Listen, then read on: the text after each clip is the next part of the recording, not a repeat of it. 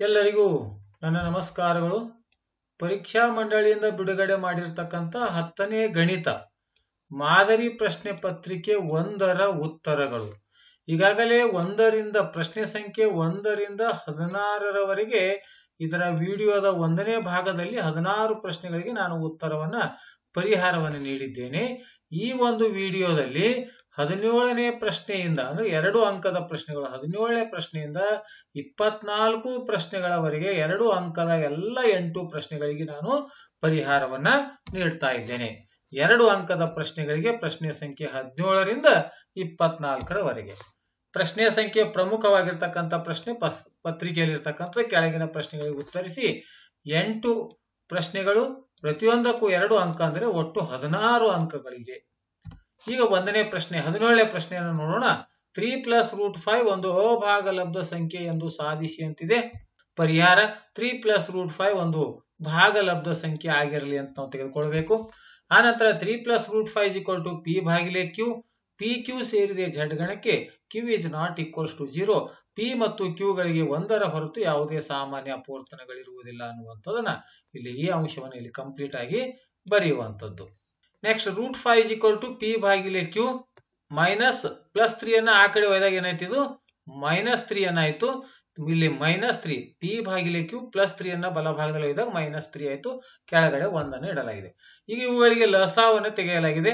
ಲಸ ತೆಗೆದ q ಮತ್ತು 1ರ ಲಸ q, p ಮತ್ತು -3q ಅನ್ನ ಬಂತು. ಹಾಗಾದ್ರೆ p - 3q ಅಂತಕ್ಕಂಥದ್ದು ಬಲಭಾಗದಲ್ಲಿರ್ತಕ್ಕಂಥ p/q ರೂಪದಲ್ಲಿರುವುದರಿಂದ ಇದು ಒಂದು ಭಾಗಲಬ್ಧ ಸಂಖ್ಯೆ. ಆದ್ರೆ ಎಡಭಾಗದಲ್ಲಿರ್ತಕ್ಕಂಥದ್ದು √5 ಇದು ಒಂದು ಅಭಾಗಲಬ್ಧ ಸಂಖ್ಯೆ ಅಂತ ಈಗಾಗಲೇ ನಮ್ಗೆ ಗೊತ್ತಿದೆ. ಹಾಗಾಗಿ ಇದು ಅಸಾಧ್ಯ.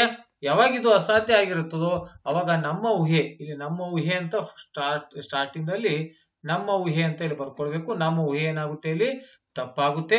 ಯಾವಾಗ ನಮ್ಮ ಊಹೆ ತಪ್ಪಾಗುತ್ತೋ ಅವಾಗ 3 + √5 ಒಂದು ಅಭಾಗಲಬ್ಧ ಸಂಖ್ಯೆ ಅಂತ ಅದನ್ನ ಸಾಧಿಸಿದೆ ಅಂತಕ್ಕಂಥ ಉತ್ತರ. ಇಲ್ಲಿ ನಮ್ಮ ಊಹೆ ಅಂತ ಪ್ರಾರಂಭದಲ್ಲಿ ಅದನ್ನ ಬರ್ಕೊಳ್ಬೇಕು ಅಂತ. ನಮ್ಮ ಊಹೆ 3 + √5 ಒಂದು ಭಾಗಲಬ್ಧ ಸಂಖ್ಯೆ ಆಗಿರಲಿ ಅನ್ನುವಂಥದ್ದು. 17ನೇ ಪ್ರಶ್ನೆಗೆ ಪರಿಹಾರವನ್ನು ನೀಡಲಾಗಿದೆ. ಈಗ 18ನೇ ಪ್ರಶ್ನೆ, ಸಂಯುಕ್ತ ಸಂಖ್ಯೆ ಎಂದರೇನು? 23, 24 ಇವುಗಳಲ್ಲಿ ಸಂಯುಕ್ತ ಸಂಖ್ಯೆ ಯಾವುದು ಅಂತ ಪ್ರಶ್ನೆಯನ್ನ ಕೇಳಲಾಗಿದೆ. ಇಲ್ಲಿ ಅಥವಾ ಪ್ರಶ್ನೆ ಇದೆ, ಅಂಕಗಣಿತದ ಮೂಲ ಪ್ರಮೇಯವನ್ನು ನಿರೂಪಿಸಿ 7 ಮತ್ತು 3 ಮಾತ್ರ ಅವಿಭಾಜ್ಯ ಅಪವರ್ತನಗಳಾಗಿ ಹೊಂದಿರುವ ಸಂಯುಕ್ತ ಸಂಖ್ಯೆಯನ್ನ ಬರೆಯಿರಿ ಅಂತ ಇಲ್ಲಿ ಅಥವಾ ಪ್ರಶ್ನೆ ಇದೆ. 2 ಪ್ರಶ್ನೆಗಳಿಗೆ ಪರಿಹಾರವನ್ನು ನೀಡಿದ್ದೇನೆ. ಮೊದಲಿಗೆ ಮೇಲ್ಗಡೆ ಇರತಕ್ಕಂಥ ಪ್ರಶ್ನೆಗೆ ನೋಡೋಣ. 2 ಅಥವಾ 2ಕ್ಕಿಂತ ಹೆಚ್ಚು ಅವಿಭಾಜ್ಯಗಳ ಗುಣಲಬ್ಧವಾಗಿ ವ್ಯಕ್ತಪಡಿಸಬಹುದಾದಂತಹ ಸಂಖ್ಯೆಯನ್ನ ನಾವೇನಂತ ಕರಿತೀವಿ? ಸಂಯುಕ್ತ ಸಂಖ್ಯೆ ಅಂತ ಕರಿತೀವಿ. 2 ಅಥವಾ 2ಕ್ಕಿಂತ ಹೆಚ್ಚು ಅವಿಭಾಜ್ಯಗಳ ಗುಣಲಬ್ಧವಾಗಿ ವ್ಯಕ್ತಪಡಿಸಬಹುದಾಗಿರ್ತಕ್ಕಂಥ ಸಂಖ್ಯೆಯನ್ನು ಸಂಯುಕ್ತ ಸಂಖ್ಯೆ ಅಂತ ಕರಿತೀವಿ. 23 ಮತ್ತು 24ರಲ್ಲಿ ಯಾವುದು ಸಂಯುಕ್ತ ಸಂಖ್ಯೆ ಅಂತ ಕೇಳಿದರೆ 23 ಮತ್ತು 24ರಲ್ಲಿ ಸಂಯುಕ್ತ ಸಂಖ್ಯೆ ಯಾವುದಾಗಿದೆ? 24 ಆಗಿದೆ. 24 ಆಗ್ಲಿಕ್ಕೆ 2 ಅಥವಾ 2ಕ್ಕಿಂತ ಅವಿಭಾಜ್ಯ ಸಂಖ್ಯೆಗಳ ಗುಣಲಬ್ಧವನ್ನು ಇದು 24 ಹೊಂದಿದೆ. ಹಾಗಾಗಿ 2 ಅಥವಾ 2ಕ್ಕಿಂತ ಹೆಚ್ಚು ಅವಿಭಾಜ್ಯಗಳ ಗುಣಲಬ್ಧವನ್ನು ಹೊಂದಿದೆ. ಹಾಗಾಗಿ 24 ಅಂತಕ್ಕಂಥದ್ದು ಒಂದು ಏನು ಸಂಯುಕ್ತ ಸಂಖ್ಯೆ, 23 ಸಂಯುಕ್ತ ಸಂಖ್ಯೆ ಅಲ್ಲ ಅನ್ನುವಂತ ಉತ್ತರ. ನೆಕ್ಸ್ಟ್ ಅಥವಾ ಪ್ರಶ್ನೆಗೆ, ಇಲ್ಲಿರ್ತಕ್ಕಂಥ ಅಥವಾ ಪ್ರಶ್ನೆಗೆ ಅಂಕಗಣಿತದ ಮೂಲ ಪ್ರಮೇಯವನ್ನು ನಿರೂಪಿಸಿ. ಇದು ಅಂಕಗಣಿತದ ಮೂಲ ಪ್ರಮೇಯ ಇಂಪಾರ್ಟೆಂಟ್ ಇರ್ತಕ್ಕಂಥ ಪ್ರತಿಯೊಂದು ಸಂಯುಕ್ತ ಸಂಖ್ಯೆಯನ್ನು ಅವಿಭಾಜ್ಯಗಳ ಗುಣಲಬ್ಧವಾಗಿ ವ್ಯಕ್ತಪಡಿಸಬಹುದು ಅಥವಾ ಅಪವರ್ತಿಸಬಹುದು ಮತ್ತು ಈ ಅಪವರ್ತಿಸಿಕೆಯು ಅವಿಭಾಜ್ಯ ಅಪವರ್ತನಗಳು ಘಟಿಸುವ ಕ್ರಮವನ್ನು ಹೊರತುಪಡಿಸಿ ಅನನ್ಯವಾಗಿರುತ್ತದೆ ಅನ್ನುವಂತ ಉತ್ತರ. ಇಲ್ಲಿ 7 ಮತ್ತು 3 ಮಾತ್ರ ಅವಿಭಾಜ್ಯ ಅಪವರ್ತನ ಆಗಿರ್ತಕ್ಕಂಥ ಒಂದು ಸಂಯುಕ್ತ ಸಂಖ್ಯೆ ಅಂತ ಕೇಳಿದರೆ 21ರ ಅವಿಭಾಜ್ಯ ಅಪವರ್ತನಗಳ ಗುಣಲಬ್ಧ 7 ಮತ್ತು 3 ಇದೆ. ಅವ್ರು ಕೇಳಿರ್ತಕ್ಕಂಥ 7 ಮತ್ತು 3 ಅವಿಭಾಜ್ಯ ಅಪವರ್ತನಗಳನ್ನ ಹೊಂದಿರತಕ್ಕಂಥ ಸಂಖ್ಯೆ ಯಾವುದು ಅಂತ ಕೇಳಿದ್ರೆ ಅದು ಯಾವ ಸಂಖ್ಯೆ? 21 ಅನ್ನುವಂತ ಉತ್ತರ. 21 ಇದು 7 ಮತ್ತು 3 ಮಾತ್ರ ಅವಿಭಾಜ್ಯ ಅಪವರ್ತನಗಳಾಗಿ ಹೊಂದಿರುವ ಸಂಖ್ಯೆ ಆಗಿದೆ ಅನ್ನುವಂತ ಉತ್ತರವನ್ನು ಇಲ್ಲಿ ಬರೆಯಲಾಗಿದೆ. ಈಗ ಮುಂದೆ 19ನೇ ಪ್ರಶ್ನೆ, ಇದು ಸಮಾಂತರ ಶ್ರೇಣಿಗೆ ಸಂಬಂಧಪಟ್ಟಿರ್ತಕ್ಕಂಥ 5, 9, 13 ಈ ಸಮಾಂತರ ಶ್ರೇಣಿಯ 21ನೇ ಪದವನ್ನ ಸೂತ್ರವನ್ನು ಉಪಯೋಗಿಸಿ ಕಂಡುಹಿಡಿಯಿರಿ. ಪರಿಹಾರ, ಇಲ್ಲಿ ಎ ಅಂದ್ರೆ ಮೊದಲನೇ ಪದ 5, ಡಿ ಅಂದ್ರೆ a2 - a1 ಅಂದ್ರೆ 9ರಲ್ಲಿ 5 ಕಳೆದರೆ 4, n ಅಂದ್ರೆ ಇರುವಂತಹ ಪದಗಳ ಸಂಖ್ಯೆ 21. 21ನೇ ಪದ ಎಷ್ಟು ಅಂತ ಕೇಳಿದರೆ ಸೂತ್ರ an = a + n - 1 × d. A ಅಂದ್ರೆ n ಅಂದ್ರೆ 21, ಎ ಅಂದ್ರೆ ಮೊದಲನೇ ಪದ 5, n ಅಂದ್ರೆ 21 - 1, ಡಿ ಅಂದ್ರೆ ಎಷ್ಟು? 4 ಅಂತ. ಈಗ 5ಕ್ಕೆ 5 21ರಲ್ಲಿ 1 ಕಳೆದ್ರೆ 20 × 4 24 80 + 5 ಎಷ್ಟಾಗ್ತದ 85 ಅನ್ನುವಂತಹ ಉತ್ತರ. ಇದು ಸಮಾಂತರ ಶ್ರೇಣಿಯ ಎಷ್ಟನೇ ಪದ 21ನೇ ಪದ ಅನ್ನುವಂತ ಉತ್ತರ. ಈಗ ಮುಂದಿನ ಪ್ರಶ್ನೆ 20ನೇ ಪ್ರಶ್ನೆ. ವರ್ಜಿಸುವ ವಿಧಾನದಿಂದ ಕೆಳಗಿನ ರೇಖಾತ್ಮಕ ಸಮೀಕರಣಗಳನ್ನು ಬಿಡಿಸಿ ಅಂತ ಕೊಟ್ಟಿದ್ದಾರೆ. ಇಲ್ಲಿ ಎರಡು ಸಮೀಕರಣಗಳು x + y = 4 ಮತ್ತು 2x + y = 6 ಅಂತಕ್ಕಂಥ ಎರಡು ಸಮೀಕರಣಗಳನ್ನು ಕೊಟ್ಟಿದ್ದಾರೆ. ಪರಿಹಾರ x + y = 1 ಇದು ಸಮೀಕರಣ 1. ಎರಡನೇ ಸಮೀಕರಣ 2x + y = 6 ಇದು ಸಮೀಕರಣ 2. ಈ ಸಮೀಕರಣ 1 ಮತ್ತು 2 ಅನ್ನ ತೆಗೆದುಕೊಳ್ಬೇಕು. ಎರಡೂ ಸಮೀಕರಣಗಳನ್ನು ತೆಗೆದುಕೊಂಡು ನಾವು ಬಿಡಿಸಬೇಕಾಗಿದೆ. ವರ್ಜಿಸುವ ವಿಧಾನ x + y = 4 2x + y = 6 ಅಂತಕ್ಕಂಥದ್ದು. ಇಲ್ಲಿ ನಮಗೆ ಇಲ್ಲಿ ಎರಡು y ಗಳು ಸೇಮ್ ಇವೆ, ಹಾಗಾಗಿ ಇಲ್ಲಿ ಪ್ಲಸ್ ಇದೆ, ಇವುಗಳನ್ನ ಕಳಿಬೇಕು. ಮೈನಸ್ ಪ್ಲಸ್ ಇದೆ, ಮೈನಸ್ ಪ್ಲಸ್ ಇದೆ, ಮೈನಸ್ ಪ್ಲಸ್ y ಮತ್ತು ಮೈನಸ್ y ಹೋಯ್ತು. ಮೈನಸ್ 2x + 1x ಇಲ್ಲೇ ಕಳಿಬೇಕು. -6 + 4 ಕಳೆದಾಗ ಇಲ್ಲಿ 2x ದಾಗ 1x ಹೋದ್ರೆ 1x ದೊಡ್ಡ ಅಂಕಿಯಿಂದ ಚಿಹ್ನೆ ಮೈನಸ್ ಇದೆ, ಮೈನಸ್. ಇಲ್ಲಿ 6ರಲ್ಲಿ 4 ಕಳೆದಾಗ 2 ದೊಡ್ಡ ಪೂರ್ಣಾಂಕದಿಂದ ಚಿಹ್ನೆ ಮೈನಸ್ ಅದ, ಮೈನಸ್. ಹಾಗಾಗಿ ಮೈನಸ್ ಮೈನಸ್ ಕ್ಯಾನ್ಸಲ್ ಆಗಿ x = ಉತ್ತರ ಎಷ್ಟು 2. ಈ x ಬೆಲೆ 2 ಸಮೀಕರಣ 1ರಲ್ಲಿ ನಾವು ಆದೇಶಿಸಿದಾಗ 1ನೇ ಸಮೀಕರಣದಲ್ಲಿ ಬೆಲೆಯನ್ನು ತುಂಬಬೇಕು. x ಬೆಲೆ 2 ತುಂಬುದ ಪ್ಲಸ್ y ಇದೆ = 4. y = 4ಕ್ಕೆ 4 + 2 ಬಲಭಾಗದಲ್ಲಿ ಹೋದಾಗ -2 ಆಯ್ತು. y = 4ರಲ್ಲಿ 2 ಕಳೆದಾಗ 2. ಈಗ ಇದನ್ನ ತಾಳೆ ನೋಡಿದಾಗ 2 + 2 ಅಂದ್ರೆ 4. x ಬೆಲೆ 2 4 + 2 ಅಂದ್ರೆ 6 ಅನ್ನುವಂತ ಉತ್ತರ. ಈಗ ಮುಂದಿನ ಪ್ರಶ್ನೆನ ನೋಡೋಣ. 21ನೇ ಪ್ರಶ್ನೆ.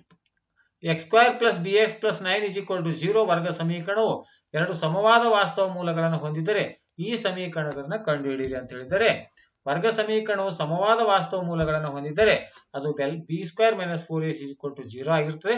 ಶೋಧಕದ ಬೆಲೆ 0. ಇಲ್ಲಿ ಸಮೀಕರಣವನ್ನು ಇಲ್ಲಿ ಬರ್ಕೊಳ್ಳಲಾಗಿದೆ. x² + bx + 9 = 0. ಇದು ಆದರ್ಶ ರೂಪ ax² + bx + c. ಇಲ್ಲಿ a ಅಂದ್ರೆ ಬೆಲೆ 1, b ಅಂದ್ರೆ b ಇದೆ, c ಅಂದ್ರೆ 9 ಅಂತ.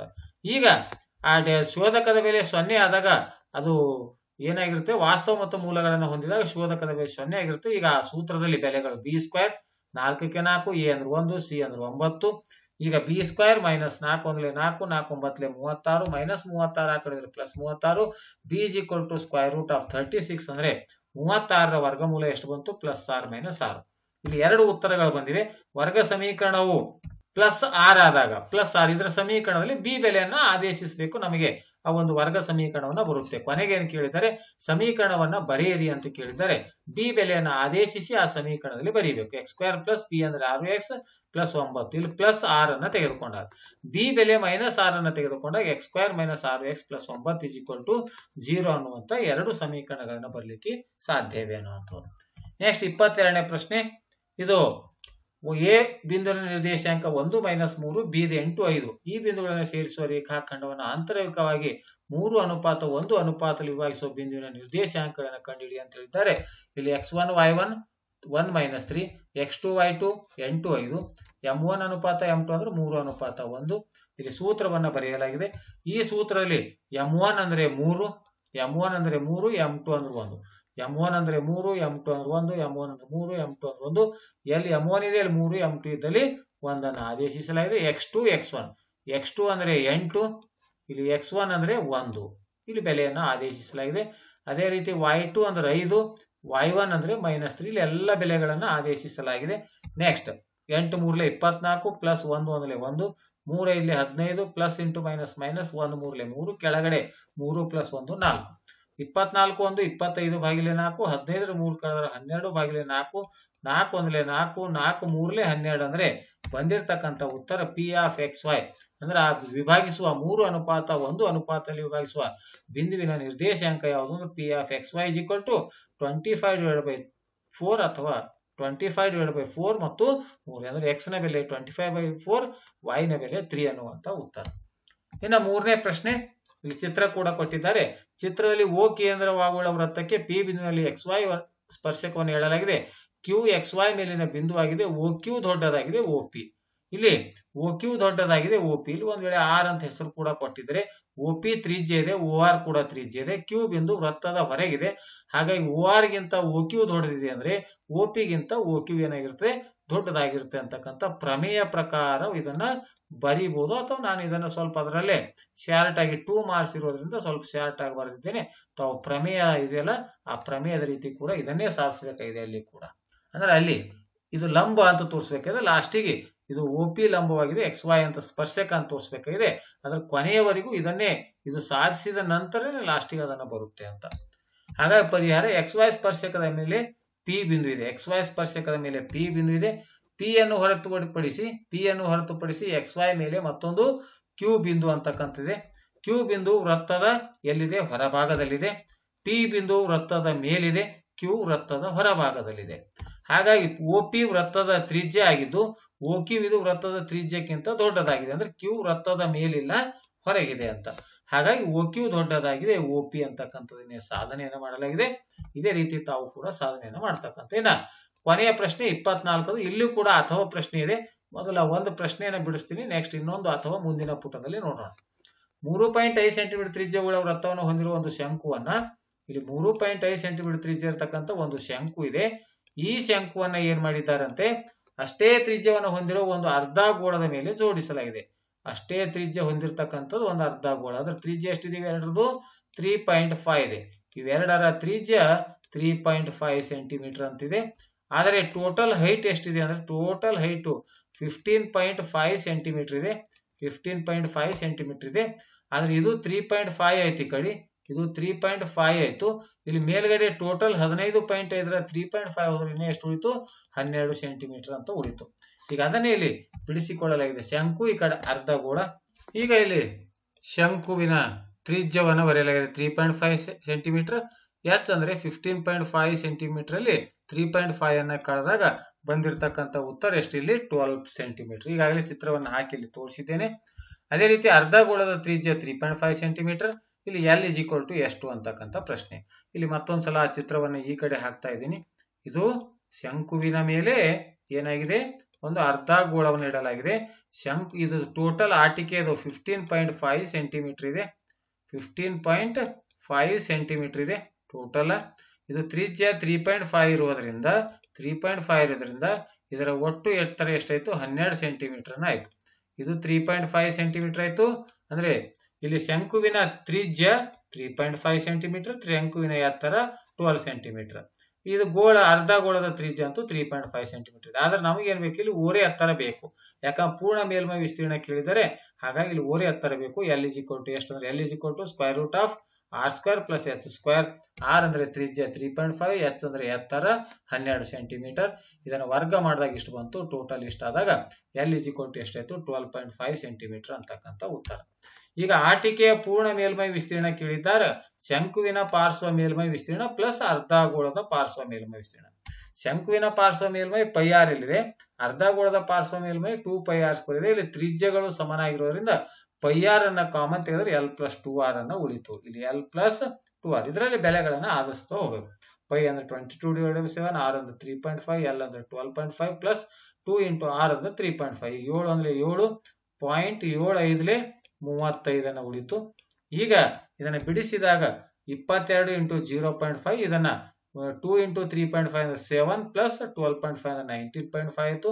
ಇದನ್ನ ಬಿಡಿಸಿದಾಗ ಬಂದಿರತಕ್ಕಂಥ ಉತ್ತರ 11 ಉಳಿತು. ಇಲ್ಲಿ 11, 22 × 0.5 ಅಂದ್ರೆ 11 × 19.5 ಅಂದ್ರೆ 214 ಸೆಂಟಿಮೀಟರ್ ಸ್ಕ್ವೇರ್ ಆಟಿಕೆಯ ಒಟ್ಟು ಪೂರ್ಣ ಮೇಲ್ಮೈ ವಿಸ್ತೀರ್ಣ ಅನ್ನುವಂಥ ಉತ್ತರ. ಇನ್ನೊಂದು ಅಥವಾ ಪ್ರಶ್ನೆ ಇದೆ. ಇನ್ನೊಂದು ಅಥವಾ ಪ್ರಶ್ನೆ 24ರಲ್ಲಿ ಆ ಪ್ರಶ್ನೆಯನ್ನು ನೋಡೋಣ. ಒಂದು ಗೋಳದ ಘನಫಲ 539/3 ಸೆಂಟಿಮೀಟರ್ ಕ್ಯೂಬ್ ಆಗಿದೆ. ಅದರ ಮೇಲ್ಮೈ ವಿಸ್ತೀರ್ಣ ಅಂದ್ರೆ ಮೊದಲು ತ್ರಿಜ್ಯವನ್ನ ಕಂಡು ಹಿಡ್ಕೊಂಡು ಮೇಲ್ಮೈ ವಿಸ್ತೀರ್ಣ ಸೂತ್ರವನ್ನು ಹಚ್ಚಬೇಕು. ಒಂದು ಗೋಳದ ಘನಫಲ 4/3πr³ ಒಂದು ಸೂತ್ರ ಇದೆ. ಅದರ ಘನಫಲವನ್ನು ಇಲ್ಲಿ ಕೊಟ್ಟಿದ್ದಾರೆ. ಈಗ 4/3πr³ ಎಷ್ಟು? ಇಲ್ಲಿ 3 ಛೇದದಲ್ಲಿದೆ, 3 ಹೋಯ್ತು.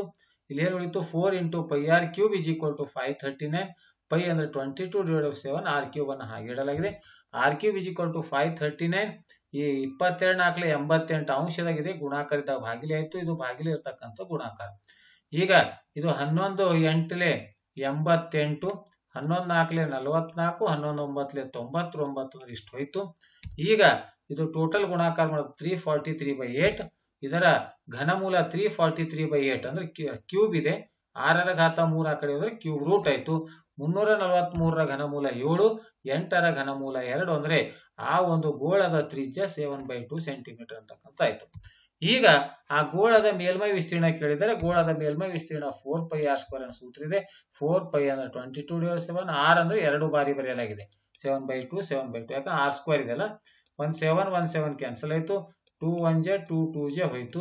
ಮತ್ತೆ 2 1 2 1 ಹೋಯ್ತು. ಉಳಿತೆರಡು ಎಷ್ಟು? 22 ಇಂಟು 7 ಉಳಿತು. 22 ಎಷ್ಟು? 154 ಸೆಂಟಿಮೀಟರ್ ಸ್ಕ್ವೇರ್ ಆ ಒಂದು ಗೋಳದ ಮೇಲ್ಮೈ ವಿಸ್ತೀರ್ಣ ಅನ್ನುವಂಥದ್ದು. ಆದ್ಮೇಲೆ ಈ ರೀತಿಯಾಗಿ ನಿರಂತರವಾಗಿ 10ನೇ ತರಗತಿ ಗಣಿತಕ್ಕೆ ಸಂಬಂಧಪಟ್ಟಿರುವಂತಹ ಮಾದರಿ ಪ್ರಶ್ನೆ ಪತ್ರಿಕೆಗಳು, ಇಲಾಖೆಯಿಂದ ಬಿಟ್ಟಿರುವ ಪ್ರಶ್ನೆ ಪತ್ರಿಕೆಗಳು ಮತ್ತು ಅವುಗಳಿಗೆ ಸಂಪೂರ್ಣವಾದಂತಹ ಪರಿಹಾರವನ್ನ ನೀಡಿದ್ದೇನೆ. ಈ ವಿಡಿಯೋ ಇಷ್ಟವಾದರೆ ದಯವಿಟ್ಟು ಲೈಕ್ ಮಾಡಿ, ಶೇರ್ ಮಾಡಿ ಮತ್ತು ಸಬ್ಸ್ಕ್ರೈಬ್ ಮಾಡೋದನ್ನ ಮರೆಯಬೇಡಿ ಅಂತ ಹೇಳುತ್ತಾ ಈ ವಿಡಿಯೋ ನೋಡಿರುವ ತಮ್ಮೆಲ್ಲರಿಗೂ ನನ್ನ ನಮಸ್ಕಾರಗಳು.